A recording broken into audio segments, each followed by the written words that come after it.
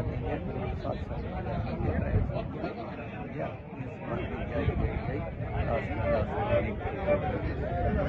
अयोध्यापुरी में रामलला नवनिर्मित मंदिर में रामलला की आज प्राण प्रतिष्ठा जई रही है ત્યારે 1992 गुरु हरिप्रसाद स्वामी महाराज સૌ સંતોને લઈને આ તીર્થભૂમિ પર આવેલા અને સ્વામીજીના સાનિધ્યમાં મુક્તિદાસજી મહારાજના આશ્રમમાં રહેવાનું થયેલું અને ત્યારે રામલલ્લાના ચરણારવિંદનું પૂજન કરી પુષ્પાંજલિ અર્પણ કરી અને ગુરુ હરિપ્રસાદ સ્વામી મહારાજે સંકલ્પ સાથે આશીર્વાદ આપેલા કે વહેલી તકે રામલલ્લાનું ભવ્ય મંદિર બને અને રામલલ્લા નિજ મંદિરમાં પ્રતિષ્ઠિત થાય।